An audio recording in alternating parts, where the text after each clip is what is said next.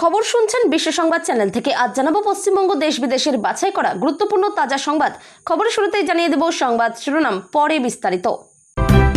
অভিষেকের বিদেশ যাত্রার মামলার শুনানি শেষ, এলো সুপ্রিম নির্দেশ।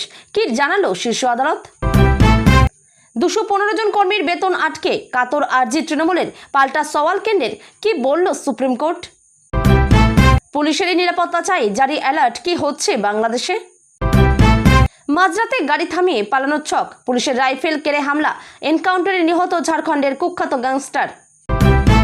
আগামী কয়েকদিন চলবে ঝেঁপে বৃষ্টি, ভাসবে উত্তর থেকে দক্ষিণবঙ্গ। অন্নপূর্ণা যোজনার টাকা ঢুকছে না, কি কি করলে টাকা পাবেন আপনি? 60 বছর ধরে আছি, যুক্তি মানল না হাইকোর্ট, রেলের উচ্ছেদে সবুজ সংকেত। ঠেলা চালালেই এখন 4 চাকার গাড়ি, ভুতুরে তথ্যে রেশন বন্ধ পুরুলিয়ার 2 ভাইয়ের। সব মহিলারা পাবেন না পিঙ্ক কার্ড, পাওয়ার যোগ্য কারা, নিয়ম জানুন। টানা বর্ষণে কেরলে মৃত্যু বেড়ে 15, এখনো নিখোঁজ 7। 3.5 মিটার উঁচু ঢেউ আছড়ে পড়বে উপকূলে, চলবে দুর্যোগ। ভৎসনা, অপবাদ, ধমক চমক চন্দনার। আশাকর্মীর মৃত্যুতে কাঠগড়ায় বিজেপি বিধায়ক, হাসপাতালে উত্তেজনা। মাঝ আকাশে ভয়াবহ দুর্ঘটনা, মুখোমুখি সংঘর্ষে 2 হেলিকপ্টার, আগুন গ্রাসে শেষ প্রাণ। বাকিপুরে বিজেপি প্রার্থীর থেকে 8000 ভোটে এগিয়ে প্রশান্ত কিশোর, বিহারে খাতা খুলবে পিকের দল। রাজনীতি মুক্ত পাবলিক সার্ভিস কমিশন, দুদে আমলাকে চেয়ারম্যান নিয়োগ নবান্নের। আরও একা হয়ে যাচ্ছেন মমতা, কালীঘাট তৃণমূল থেকে দূরত্ব বাড়াচ্ছেন আরও একজন। কাকলির মন্তব্যে বাড়ল জল্পনা। অ্যাকাউন্টে ঢোকে নেই বার্ধক্য, বিধবা ভাতার 1500 টাকা, না পেলে এভাবে দেখে নিন স্ট্যাটাস। এবার এই রাশিতে শনির জ্যাকপট, প্রিয় জন্ম তারিখে টাকা, খ্যাতি, বিদেশ যাত্রার বড় সম্ভাবনা। স্বস্তি পেলেন না মমতা, ফ্রিজ অ্যাকাউন্টে টাকা তোলার আবেদনে ইডির মতামত চাইল সুপ্রিম কোর্ট। কাপ সিরাপ উদ্ধারের তল্লাশিতে গিয়ে পুলিশ যা পেল, চোখ কপালে। এসআইআর এর নাম বাদ, 1 সপ্তাহের মধ্যে ট্রাইব্যুনালকে আবেদন নিষ্পত্তির অনুরোধ হাইকোর্টের। কোন মামলায়? বাড়িতে বোমা বন্দুক ছড়াছড়ি, ক্যানিংয়ে গ্রেপ্তার তৃণমূল বুথ সভাপতি। মর্মান্তিক, গাজায় ইসরায়েলের হামলায় নিহত অন্তঃসত্ত্বা, গর্ভ থেকে ছিটকে পড়ল ভ্রূণ। আরজিকর কাণ্ডে নতুন করে তদন্তে গতি, ঘটনাস্থল ঘুরে দেখল সিবিআই এর বিশেষ দল। বাংলাদেশি অনুপ্রবেশকারীদের তাড়িয়ে নেপালকে ফের হিন্দু রাষ্ট্র করার দাবি জোরালো, ঘেরাও সাংসদ। সুপ্রিম কোর্টে গিয়েও লাভ হলো না, অ্যাকাউন্ট ফ্রিজ মামলায় কালীঘাটে তৃণমূলের ভারে মা ভবানী। বাকিপুরে পিকের বিরুদ্ধে ভোটে দাঁড়িয়েছিলেন নীতিশ কুমার, লালু প্রসাদ যাদবও। কত ভোট পেলেন তারা, শুনলে চমকে উঠবেন। পড়ুয়াদের বইমুখী করতে রাজ্য সরকারের বড় পদক্ষেপ, সব স্কুলে বাধ্যতামূলক লাইব্রেরি ও রিডিং কর্নার। ক্যান্সারের চিকিৎসায় যুগান্তকারী পদক্ষেপ, নিজের জীবন বাজি রাখলেন মহিষী নারী, শুরু হলো ক্লিনিক্যাল ট্রায়াল। পড়াশোনার জন্য ঋণ নিয়েছিলাম, উচ্চশিক্ষার খরচ নিয়ে আরটিআই কর্মীকে জবাব অভিজিতের। সিঙ্গেল বেড দেব, সেবাশ্রয়ের ওষুধও দেব না, এত তারা কেন? অভিষেকের বিদেশ যাওয়ার আর্জি নিয়ে কটাক্ষ অগ্নিমিত্রার। এতক্ষণ শুনছিলেন সংবাদ শিরোনাম, এখন আসছি বিস্তারিত খবরে। চিকিৎসার জন্য 1 সপ্তাহের মধ্যে হাইকোর্টকে মামলা শুনতে বলল সুপ্রিম কোর্ট। চিকিৎসার জন্য অভিষেক বিদেশে যেতে চাইছেন, তার আইনজীবী বললেন মেডিকেল পারপাসে তিনি যেতে চাইছেন এবং এর আগেও তিনি মাল্টিপল টাইমস বিদেশে গিয়েছেন। অনেকবার কোর্টের অনুমতি নিয়ে তিনি গিয়েছেন, সেক্ষেত্রে এবারও তাকে যেতে দেওয়া হোক, কারণ আর্জেন্ট রয়েছে তার মেডিকেল ট্রিটমেন্ট বলে আর্জি অভিষেকের আইনজীবীর। সলিসিটর জেনারেল তুষার মেহতা এটাই আপত্তি জানিয়েছেন। এই ম্যাটার ইতিমধ্যেই কলকাতা হাইকোর্টে পাঠানো হয়েছে, আগস্ট মাসে শুনানি হবে। কলকাতা হাইকোর্ট তাকে রক্ষা কবচ দিয়েছে যে তাকে গ্রেপ্তার করা যাবে না, সেক্ষেত্রে তারা অভিষেক বন্দ্যোপাধ্যায় কলকাতা হাইকোর্টের কাছে যাক। অভিষেক বন্দ্যোপাধ্যায়ের বিদেশ যাওয়ার আর্জি কলকাতা হাইকোর্টে ফেরত পাঠালো সুপ্রিম কোর্ট। চিকিৎসার জন্য বিদেশ যাওয়ার আবেদন জানিয়ে এর আগে কলকাতা হাইকোর্টের দ্বারস্থ হয়েছিলেন অভিষেক বন্দ্যোপাধ্যায়। সেই মামলাটি এখনও বিচারপতি সৌমিক ভট্টাচার্যর বেঞ্চে বিচারাধীন। কয়েকদিন আগেই এই মামলার শুনানিতে বিচারপতি সৌমিক ভট্টাচার্য বলেন, কোনো মেডিকেল ইস্যুয়ে রাজ্যে সমাধান হবে না এমন নয়। অভিষেক বন্দ্যোপাধ্যায়ের চোখের চিকিৎসা আপাতত এসএসকেএমে করানোর পরামর্শ দেয় আদালত। এরই মধ্যে আবার সুপ্রিম কোর্টের দ্বারস্থ হন অভিষেক বন্দ্যোপাধ্যায়। সেই আবেদনই এদিন কলকাতা হাইকোর্টে ফেরত পাঠালো সুপ্রিম কোর্ট। এদিন সুপ্রিম কোর্টে অভিষেক বন্দ্যোপাধ্যায়ের আইনজীবী বলেন, চিকিৎসার জন্য অভিষেক বন্দ্যোপাধ্যায়ের বিদেশ যাওয়া প্রয়োজন, তিনি এর আগে একাধিকবার বিদেশে গেছেন। সলিসিটর জেনারেল তুষার মেহতা বলেন, হাইকোর্টে এই মামলা শুনানি চলছে, এই মাসেই এই মামলা শুনানির জন্য তালিকাভুক্ত হয়েছে। হাইকোর্ট তার বিরুদ্ধে কোনো কঠোর পদক্ষেপ না নেওয়ার নির্দেশ দিয়ে তাকে সুরক্ষা দিয়েছে। পুরমন্ত্রী ও বিজেপি বিধায়ক অগ্নিমিত্রা পাল বলেন, আমরা তো বলেছি আয়ুষ্মান ভারত ব্যবস্থা করে দেব, তার যদি টাকা পয়সার অভাব থাকে, সিস্টেমেরও অভাব নেই, ডায়মন্ড হারবার মডেলে তো ভালো সরকারি হাসপাতাল আছে, বেড শেয়ারও করতে হবে না, ওর জন্য গ্যারেন্টি দিচ্ছি একটা সিঙ্গেল বেড দেবো, ভালো ডাক্তার দেবো, কোনো 2 নম্বরই ওষুধও হবে না। তখন অভিষেক বন্দ্যোপাধ্যায়ের আইনজীবী বলেন, শুনানির জন্য কোনো নির্দিষ্ট দিন ধার্য করেনি কলকাতা হাইকোর্ট, এটা জরুরি। অভিষেক বন্দ্যোপাধ্যায় চিকিৎসা করাতে যাওয়া প্রয়োজন। সওয়াল জবাব শুনে সর্বোচ্চ আদালত জানায় 1 সপ্তাহের মধ্যে হাইকোর্টকে শুনতে হবে এই মামলা।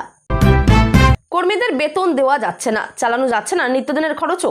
অ্যাকাউন্ট ফ্রিজ করার সিদ্ধান্তকে চ্যালেঞ্জ করে সুপ্রিম কোর্টে দায়ের হওয়া মামলায় সওয়াল করতে গিয়ে এমনই দাবি করলেন তৃণমূল কংগ্রেসের আইনজীবীরা।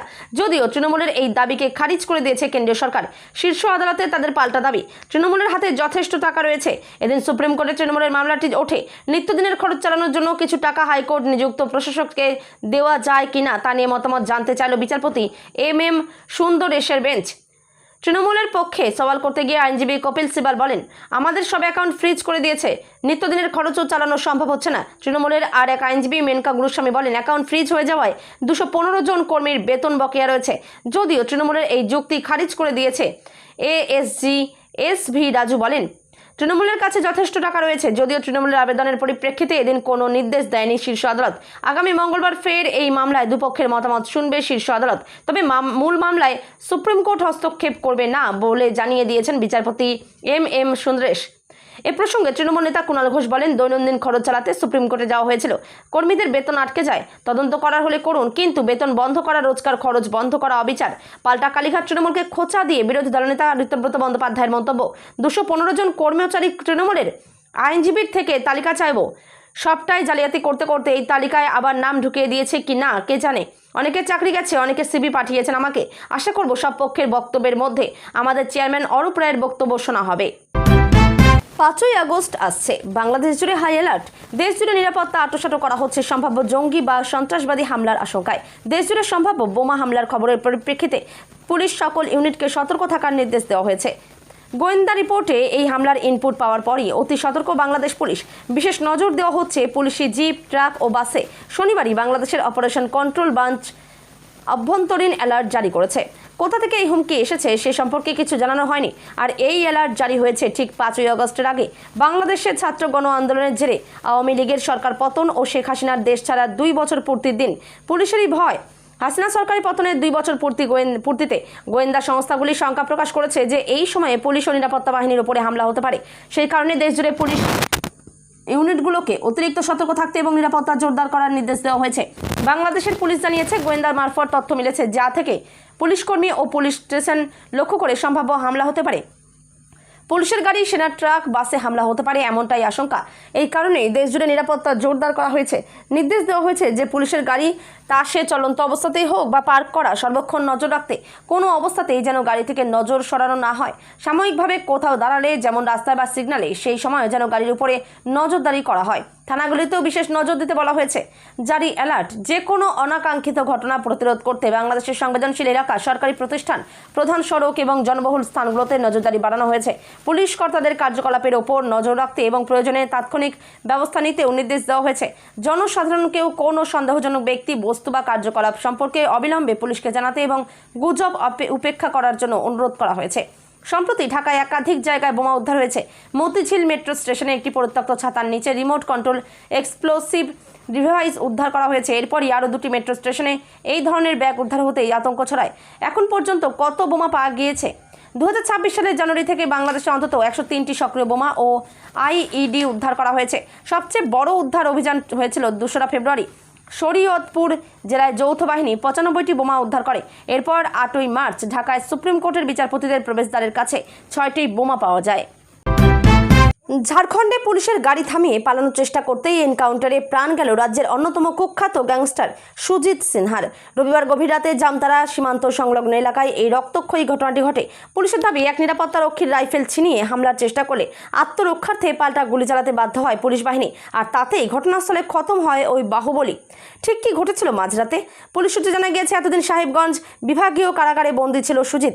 সম্প্রতি তাকে ধানবাদ কারাগারে স্থানান্তরিত করার সিদ্ধান্ত নেওয়া হয়। সেই মতো রবিবার মাঝরাতে কড়া নিরাপত্তার মধ্য দিয়ে তাকে নিয়ে ধানবাদের উদ্দেশ্যে রওনা হয় পুলিশের একটি দল। পথেই জামতারা সীমান্তের কাছাকাছি এলাকায় সুজিত শৌচকর্ম করবে বলে গাড়ি থামানোর অনুরোধ জানায়।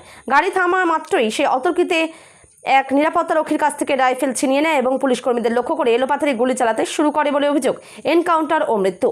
হঠাৎ এই মামলায় পুলিশ কর্মীরা কিছুক্ষণের জন্য হতচকিত হয়ে পড়লেও দ্রুত পরিস্থিতি নিয়ন্ত্রণে আনেন। আত্মরক্ষা এবং বন্দীকে পালানো থেকে আটকাতে পাল্টা গুলি চালায় পুলিশ। গুরুতর আহত হয়ে মাটিতে লুটিয়ে পড়ে সুজিত। আশঙ্কাজনক অবস্থায় তাকে উদ্ধার করে নিকটবর্তী হাসপাতালে নিয়ে যাওয়া হলে চিকিৎসকরা তাকে মৃত বলে ঘোষণা করেন। কে এই গ্যাংস্টার সুজিত সিনহা? ঝাড়খণ্ডের অপরাধ জগতে সুজিত সিনহা ছিল এক আতঙ্কের নাম। জোড়া খুনের মামলায় ইতিমধ্যে তার যাবজ্জীবন কারাদণ্ড হয়েছিল।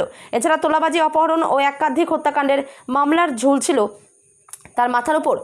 জেল থেকে গ্যাং পরিচালনা। এর আগে মেদিনীনগর কেন্দ্রীয় সংশোধনাগারে থাকাকালীন জেলের ভেতরে বসেই নিজের অপরাধের নেটওয়ার্ক চালাচ্ছিল সুজিত।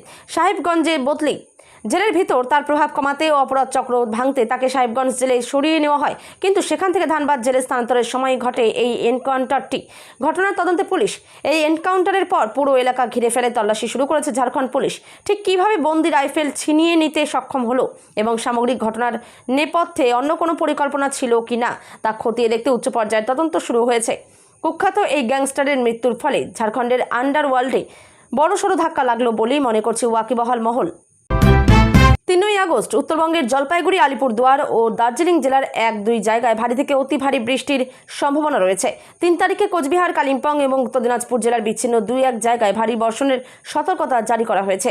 3 আগস্ট মালদা, উত্তর ও দক্ষিণ দিনাজপুর জেলায় ঘন্টায় 30 থেকে 40 কিলোমিটার বেগে ঝোড়ো হাওয়া সহ বজ্রবিদ্যুতের সম্ভাবনা রয়েছে।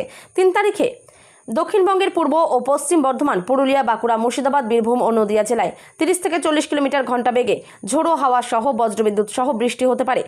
3 আগস্ট দক্ষিণবঙ্গের সবকটি জেলার অনেক স্থানে হালকা থেকে মাঝারি ধরনের বৃষ্টিপাত পরিলক্ষিত হতে পারে। 4 আগস্ট দার্জিলিং, কালিম্পং, জলপাইগুড়ি, আলিপুরদুয়ার ও কোচবিহার জেলার 1-2 জায়গায় ভারী থেকে অতি ভারী বৃষ্টির প্রবল সম্ভাবনা রয়েছে। 4 তারিখে উত্তরবঙ্গের উত্তর দিনাজপুর জেলার 2-1 জায়গায় ভারী বৃষ্টিপাতের সতর্কবার্তা দেওয়া হয়েছে। 4 আগস্ট দক্ষিণবঙ্গের সবকটি জেলাতেই ঘন্টায় 30 থেকে 40 কিলোমিটার বেগে ঝোড়ো বাতাস এবং বজ্রবিদ্যুৎ সহ বৃষ্টির সতর্কতা জারি করা হয়েছে। 4 তারিখে দক্ষিণবঙ্গের প্রায় সব জেলাতেই হালকা থেকে মাঝারি বৃষ্টিপাত হতে পারে। 3 ও 4 আগস্ট উত্তরবঙ্গের পাহাড়ি এলাকায় ধসনামা এবং তিস্তা, তোরসা, রায়ডাক ও জলঢাকা নদীর জলস্তর বৃদ্ধির প্রবল ঝুঁকি রয়েছে। সরকার জানিয়েছে, বর্তমানে রাজ্যের সব বিধানসভা এলাকাতেই অন্নপূর্ণা ভাণ্ডারের তথ্য যাচাইয়ের কাজ চলছে। জনপ্রতিনিধি ও স্থানীয় প্রশাসন সকলেই মিলেমিশে অন্নপূর্ণা ভাণ্ডারের তথ্য যাচাই বা কোনো ভুল তথ্য থাকলে তার সংশোধনও করা হচ্ছে। অন্নপূর্ণা যোজনার ওয়েবসাইটে ফ্যামিলি ডেটা কালেকশনের বিকল্প পাচ্ছেন না? কি করবেন এখন? প্রথমে আপনাকে জানতে হবে আপনার অন্নপূর্ণা ভাণ্ডারের যে আবেদন তার কি স্ট্যাটাস। তার জন্য প্রথমে socialsecurity.wb.government.in অফিস লগইন পোর্টালে গিয়ে যে মোবাইল নম্বর দিয়ে রেজিস্টার করা হয়েছিল সেটা দিয়ে লগ ইন করতে হবে। সেখানে আপনি আপনার আবেদনের স্ট্যাটাস দেখতে পাবেন। সেখানে অনেক কিছুই লেখা থাকতে পারে, যেমন approve, pending at the BDO office, payment pending, bank account invalid বা রিজেক্টেড লেখা থাকতে পারে। সেখানে এখনও পাননি অন্নপূর্ণা যোজনার টাকা? আপনার আবেদনের স্ট্যাটাস কিভাবে চেক করবেন? যা দেখাচ্ছে কি অর্থ? অ্যাপ্রুভ, আপনার আবেদন অনুমোদিত হয়েছে ও আপনি খুব তাড়াতাড়ি এই টাকা পেয়ে যাবেন। Pending at the BDO office, আপনার আবেদনের যাচাই প্রক্রিয়া এখনও শেষ হয়নি। স্থানীয় প্রশাসনের কাছে আপনার আবেদন যাচাইয়ের কাজ চলছে, যাচাই হয়ে গেলেই টাকা পেয়ে যাবেন আপনি। পেমেন্ট পেন্ডিং, আপনার আবেদন বৈধ হলেও আপনার অর্থ এখনও সরকার মঞ্জুর করেনি। টাকা পেতে আপনাকে হয়তো আরও একটু অপেক্ষা করতে হবে। ব্যাঙ্ক অ্যাকাউন্ট ইনভ্যালিড, আধারের সঙ্গে ব্যাঙ্ক অ্যাকাউন্টের তথ্যের কিছু অসঙ্গতি রয়েছে বা আপনার ব্যাঙ্ক অ্যাকাউন্টের আধার সিডিং সম্পূর্ণ হয়নি। আপনাকে স্থানীয় প্রশাসনের সঙ্গে যোগাযোগ করতে হবে। রিজেক্টেড, কোনো কারণে যাদের আবেদন নামঞ্জুর হয়েছে তাদের এই স্ট্যাটাস দেখাবে। অন্নপূর্ণা যোজনার অনলাইনে যারা ফর্ম ফিল আপ করেছেন তারা সকলেই পশ্চিমবঙ্গ সরকারের ফ্যামিলি লেভেল ডাটা কালেকশন পোর্টালে অর্থাৎ socialregistry.wb.government.in এ লগ ইন করে ফর্ম ফিল আপ করেছেন।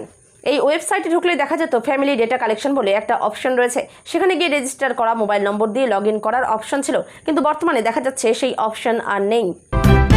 দীর্ঘদিন ধরে কোনো সরকারি জমি ব্যবহার করলেই তার উপর মালিকানা বা স্থায়ী অধিকার তৈরি হয় না।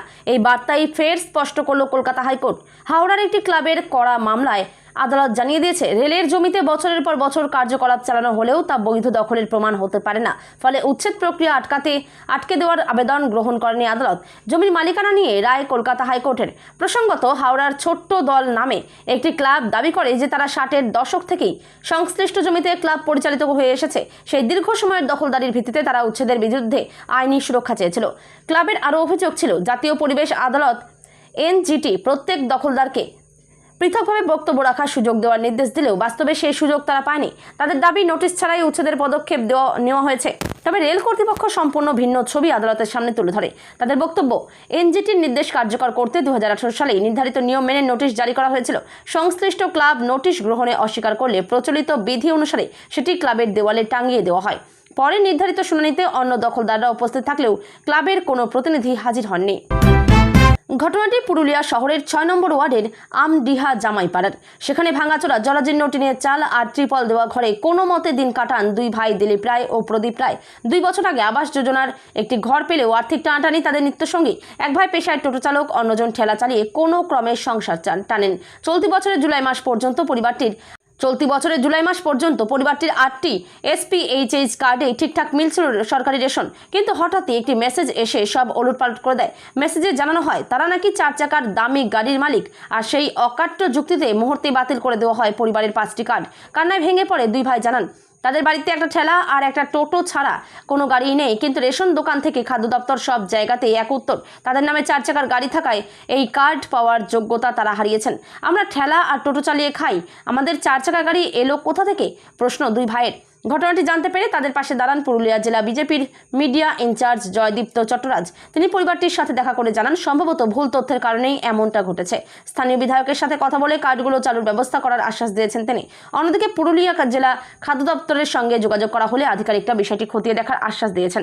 তবে যতদিন না এই সমস্যা মিটছে ততদিন রেশনের চাল গম বন্ধ থাকায় তীব্র দুশ্চিন্তার দিন কাটছে এই সহায় সম্বলহীন পরিবারের।